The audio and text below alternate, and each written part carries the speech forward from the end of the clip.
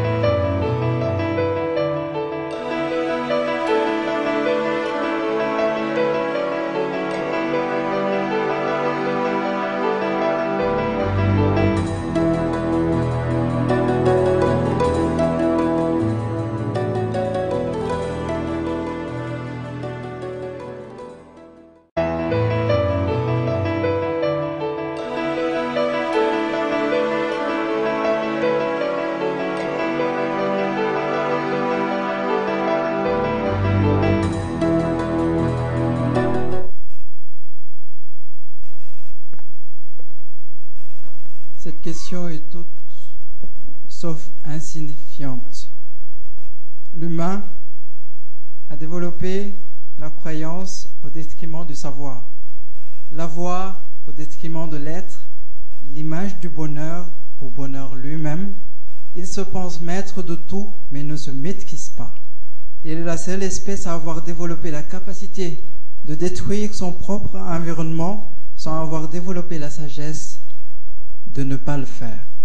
Est-ce que vous êtes tous d'accord? dafa mel ni d'accord aguñu nag parce que espoir am na bu nit tegoo ci wàllu yaakaar mën na bañ a d'accord ak li film bi indi yaakaar nag dañu koy tabax waaye dañu jàngal ne lu weesu tabax dañu koy liggéeyee ci combat bu nit war a am ak boppam moo waral ñu indi benn arène tuddee ko le Colisée de l'éveil qui pour être face à lui-même nit ñi mën nañu doon ay jàmbaar bëreek ñu bëri xareek ñu bëri xareek ñépp waaye léeg-léeg pour ñu xare seen bopp di lu metti moo tax tey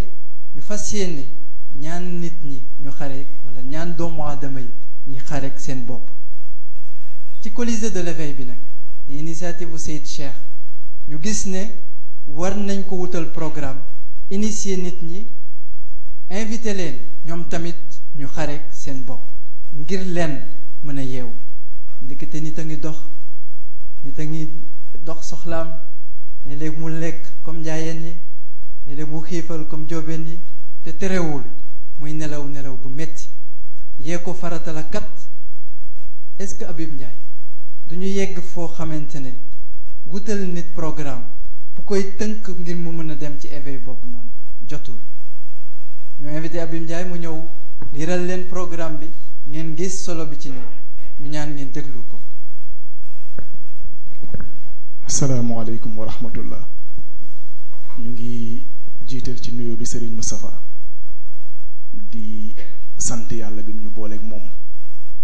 di ko ñaanal yàlla li mu sumb yàlla na yegg ci barki yonent bi sallallahu alayhi wa sallam di jiital ci nuyoo bi sama sëriñ Seydi Cheikh Ahmed Tidiane Sy Al Maktoum di ci teg sunu yaay ak soxna Fatima soxna Hadja ak ñi ñu àndal yépp xam naa di nuyu aussi ñu ñuy seetaan di sant yàlla tamit ci occasion bi dafa poser benn question par rapport ak documentaire bi ñu seetaan documentaire bi li muy fiiri rek mooy aaya bi yàlla wax ni zaharal fasadi fil barri wal bahr bima kasabat aydin nas te mooy le désordre est apparu sur terre du fait des agissements de l'homme moo tax bi ñuy waxtaan ak yow bi nga amee initiative bi ñuy xalaat ci crise yi nga ne ñu crise yi ay conséquences la nit mooy cause bi kon bu ñuy agir dañuy agir ci conséquences yi ci cause yi te bàyyi conséquences yi loolu moo waral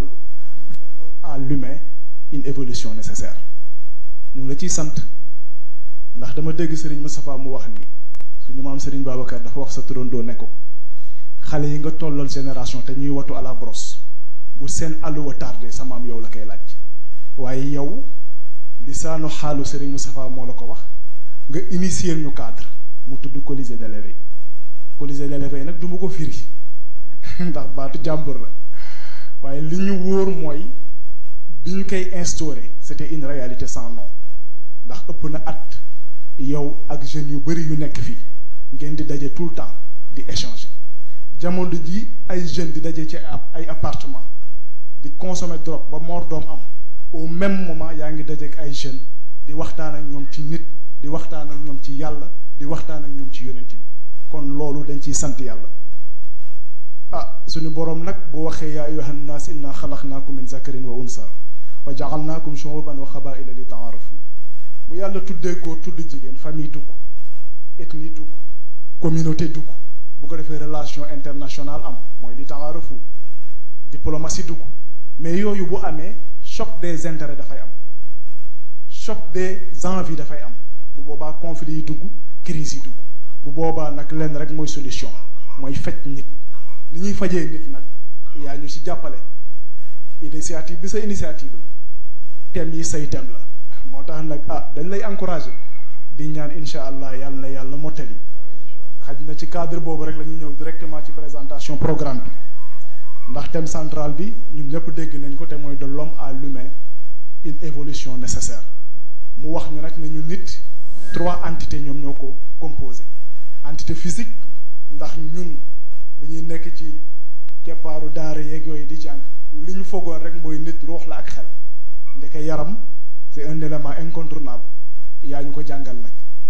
moo tax 3 semaines la ñu am incha allah semaine bu nekk dinañ ci jël 3 jours te mooy les lundis les mercredis et les vendredis chaque semaine dinañ jël une entité avec des thèmes secondaires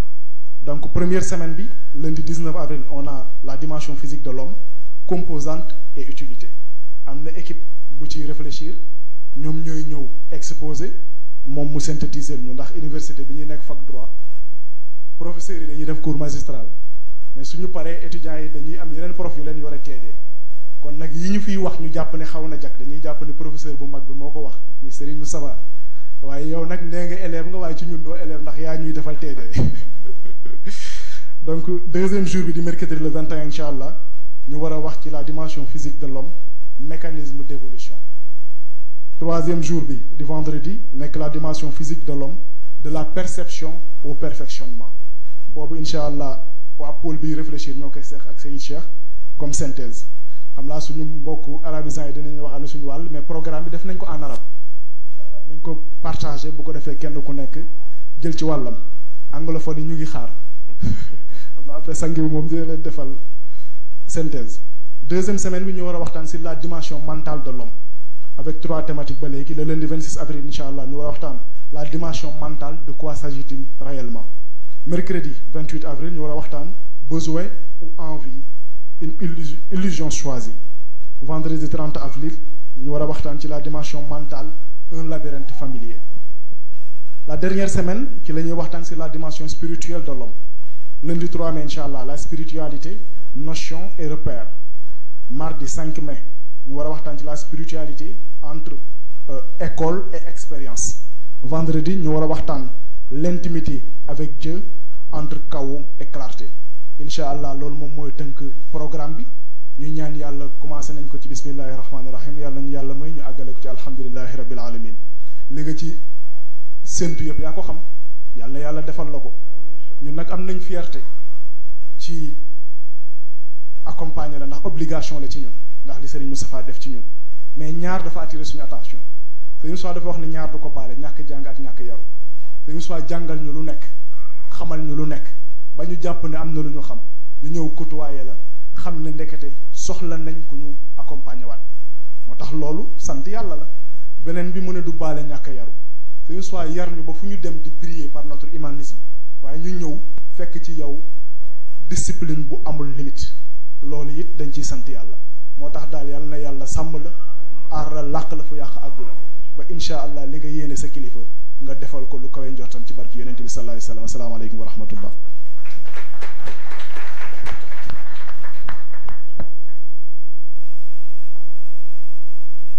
Nous voulons remercier Habib Ndiaye. Habib, tous les chemins ne mènent-ils pas à Rome? Tous les chemins du Colisée ne mènent-ils pas à l'éveil? Tous les chemins ne mènent-ils pas réellement au Créateur? fu ñu mënta jaar wiiri wiiri jaari ndaari nag Serigne Moustapha nee na te nga cee toog rek te bañ a wiiri yàlla nag bu la yàlla fekk si ci wiiri gi ci cadre boobu noonu la ñu gis ne pourtant ñun ñoo nangu depuis ci kaw ndax ñi jaahiloon fil ardi xalifatan ñun ñoo waxoon waaw nangu jot na nag ñu dëggal kàddu gi def ko pratique ngir bu ñu dajewaat ak moom ñu mën a siggi ci cadre boobu nag dañ ñoo orienté depuis orientation boo xamante ne jëriñ nañu ñu ngi ci yoon bi il faut que des professeurs gunge ñu ku mel ni Seyid Cheikh Ahmad Tidiane Sy Al Maktoum ci la bokk ku mel ni Seydi Mouhamadul Moustapha Sy ci la bokk ñàkk leen déggu wóorul kon ñu déglu leen xam fi ñu jëm ngir ñoom ñu wax ñu fi ñu war a mën a teg suñu tànk bu régie bi pare ñu jàll ci déglu Serigne Moustapha Sy ak maam Cheikh Ahmad Tidiane Sy ñu continuer de ñu orienter.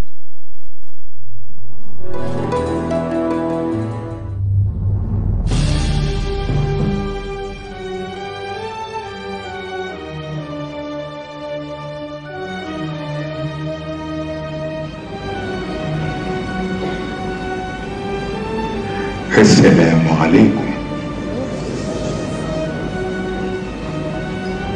ñu ngi leen di nuyu yéen yëpp. ñu ngi leen di baal wax.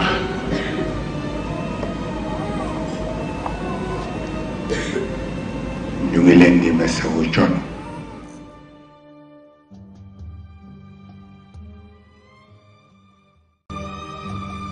woykat bi nee na yow nit mi defe ni doo kenn te àdduna bii la tax di dang-dangi ci yow lañ ko tënk yaay àdduna bu mag bi moo tax nit univers la ci nit shahada li mu moom ci nit mooy li ñuy tuddee alxawaasul xams yaa na juróomi sens yi rek la shahada moom ci nit làmb daj fóon xam xet mos déglu ah lu leneen xool gis làmb daj mos fóon déglu juróom yooyu la shahada moom ci doomu aadama yàlla ate ñu ne am na juróom benneel ne ni mooy sixième sens fala artiste yi di duye dal di jox artiste yi boobu daraja bu ko defee ray bu moom it proposé juróomi élément ruux fitra nafs atifa mantiq waaw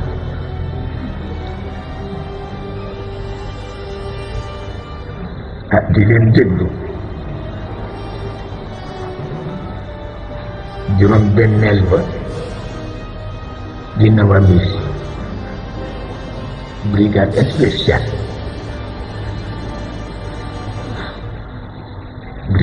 spéciale ndax xam na juróom yi mu délégué ci nit na mu toll bu wutul brigade spéciale bu protéger alal jooju àdduna dafay tukki ñoom la ñu tudde Nawamis mu boole leen ak Jabraïl pour mu commander leen parce que ñoom nanguwuñu keneen commander leen moo tax kenn ñemewu leen sax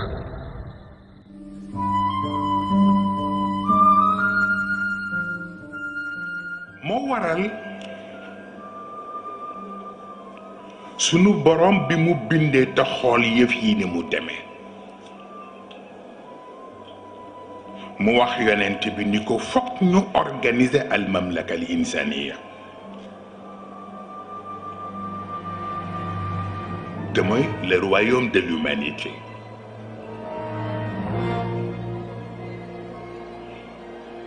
yonent bi laaj ko noo ko bëggee looloo tax nga gis ca yéene ba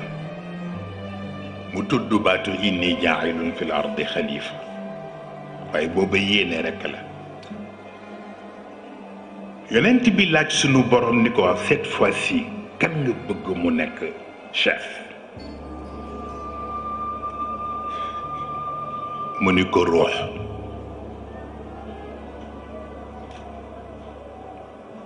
parce que ruux Iblis xamul fu muy nekk te bu xamul fu muy nekk du am pexe bum ko déstabiliser ndax yasalunaka an ir-ruux qul ir-ruux min amri rabbi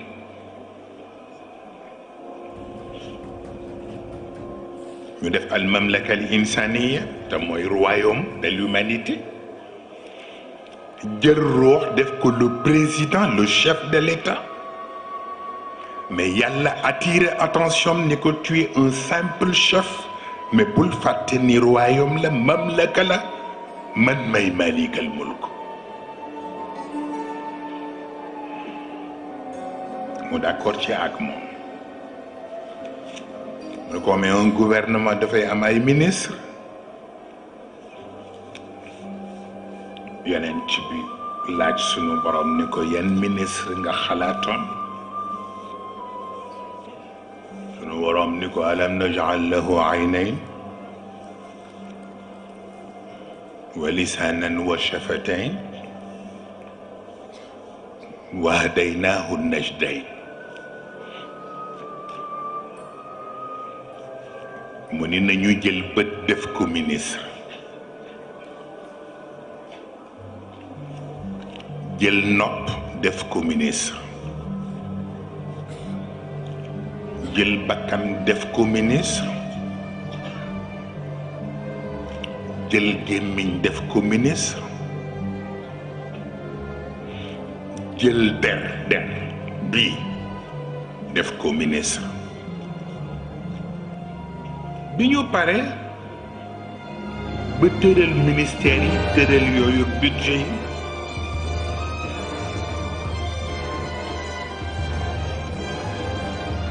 ruux ni waaw man takkaguma jabar bi te ndax dinañ yor état bu toll ni te doo takk jabar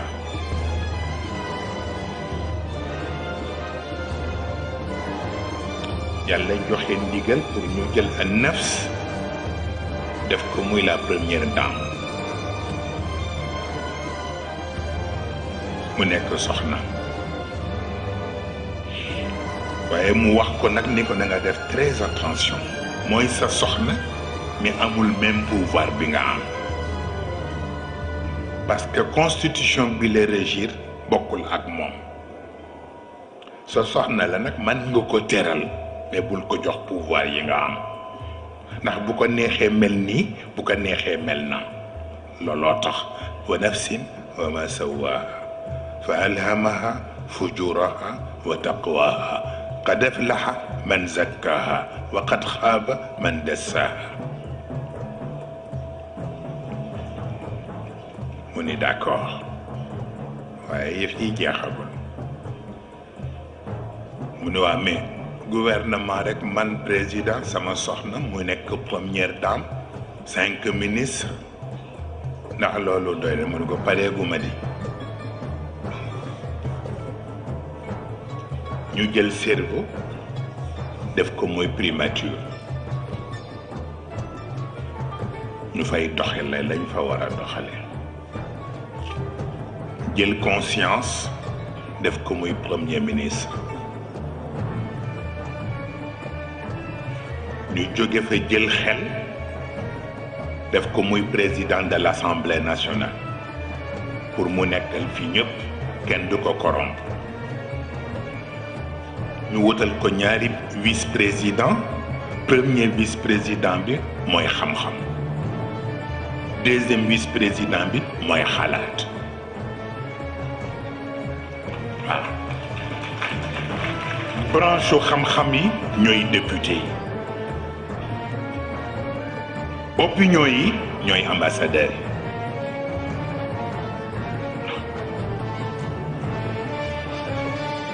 yàlla nag ni ko ay jox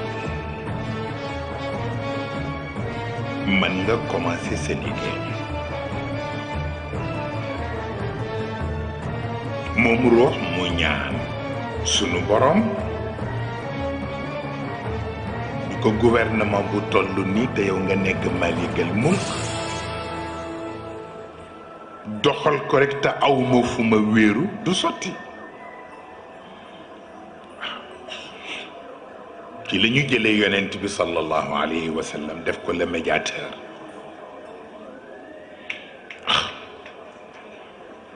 mu nekk médiateur bi diggante ruux ak sunu borom ak li xew ci état bi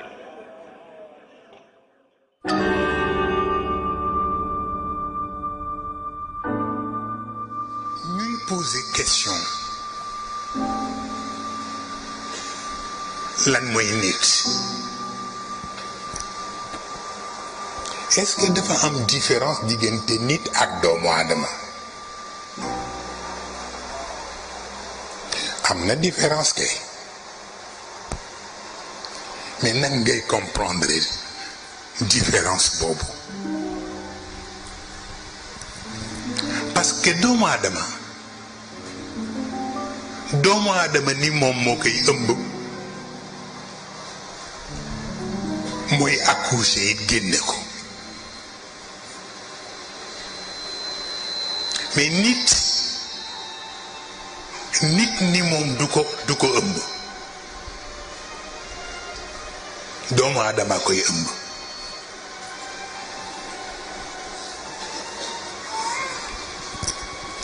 moo tax parcours bi yàlla jaar ba génne doomu aadama lay ñaan nag doomu aadama moom it jaaraat ci parcours boobu pour génneel ko nit moo tax moo indi man lam yuulat marratayn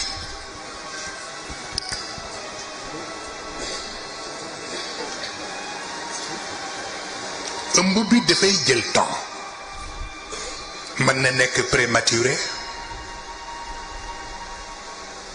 mën na nekk fausse couche ci fi doomu aadama di ëmbe nit yooyu yëpp xaj def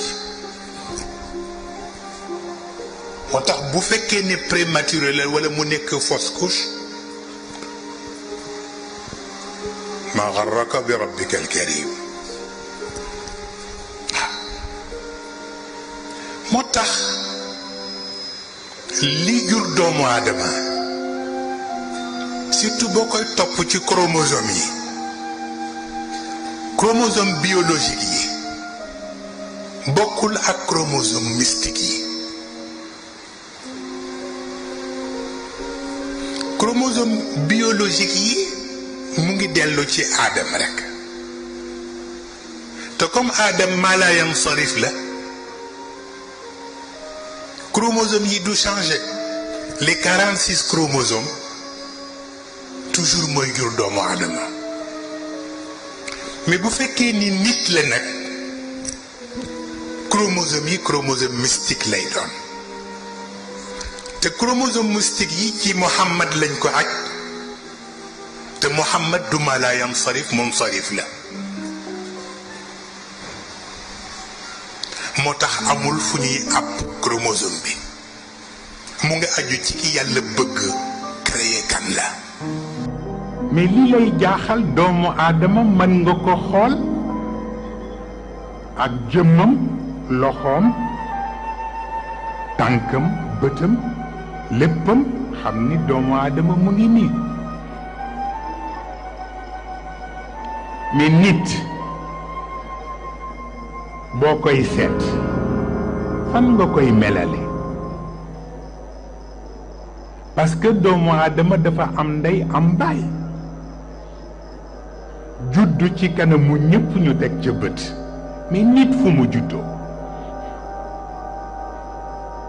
parce que nit yàlla daf ko binde ci laysa ka mislihi shay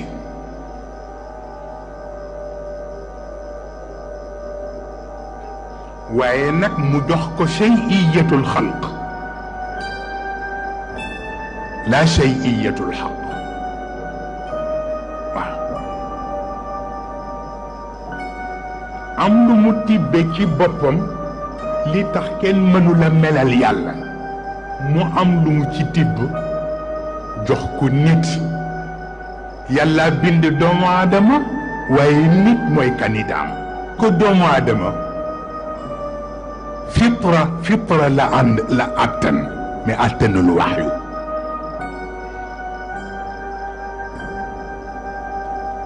même fitra bi mu àttan côté kibriya bi la jël mais jëlul côté tawaadu bi rëyu fitra la jël waaw waaye jëlul côté humilité fitra bi mu ni ko wala qad karramna bani adam wa hamalnahum fi lbarri walbahr wa razaqnahum min altayibat wa faddalnahum ala kathirin mimman xalaqna tafdilan mu ni ko teggiwoo sa tànk benn yoon كرمنا بني آدم حملناهم في البر والبحر ورزقناهم من الطيبات وفضلناهم على كثير ممن خلقنا تفضيلا mu ni ko teggi woo sa tànk benn yoon kon bu doomu aadama gañee yow la neex mu ni ko non yàllaay wax ak yonent bi de da nga seetluwul mu ni ko wax naa wa laqad karramna bani aadam mu ni ko waaye wax naa it laqad xalaqna al insaan fi ahsani taqwim kon nag kullan numid haula wa haula yonent bi ni ko waaw d'accord laqad xalaqna al insana fi ahsani taqwim mais lu fi indi summa radadnahu asfala safilin sunu borom ni ko waaw kay mu ni ko xam nga lu indi summa radadnahu asfala safilin mu ni ko waaw mu ni ko nit dafay def dëkk bu mu dem ñu tàcc ko mu defe ni tàccu yee ko fi bàyyi te dafa am programme bu ma ko tënk mu ni ko nit c'est très important ñu déglu ko dem na ci dëkk bu ñu tudde attiin wa zaytuun ñu tàcc ko mu dem ci dëkk bu ñuy wax tuuru siiniin ñu tàccu mu dem ci dëkk bu ñuy wax albaladil amin ñu tàccu ko tàccu yooyu te mu bàyyi programme bi moo tax doomu aadama di ko dominer puisque doyewuma ko pour tendance bu àdduna dama ko doye pour tendance bu àllaaxira kon nag programme bi mu ko tënk mooy mu fexe ba boole boppam ci alladina amanu wa amilu salihat te bàyyi tàcc yi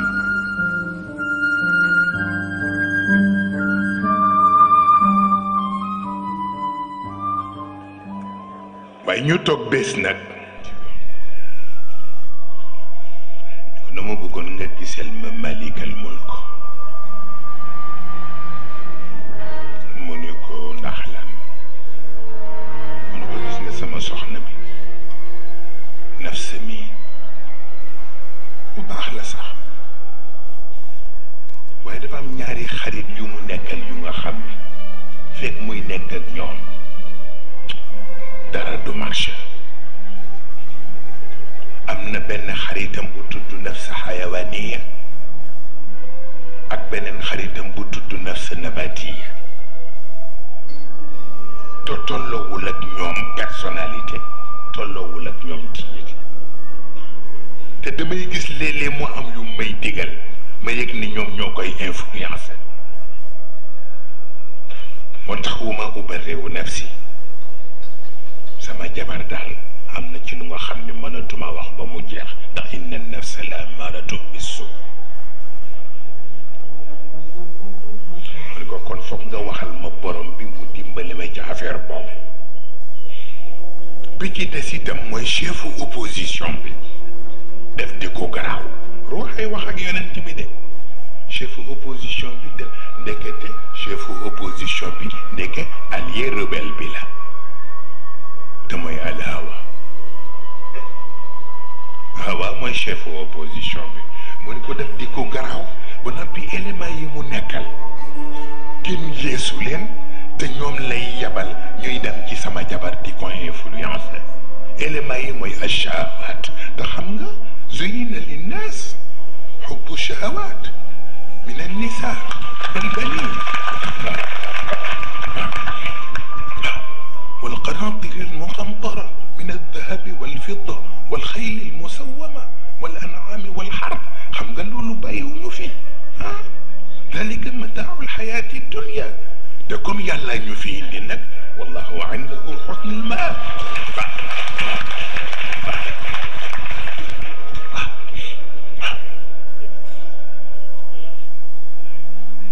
yeneen ci bindu ko wax dëgg yàlla li nga wax di kenn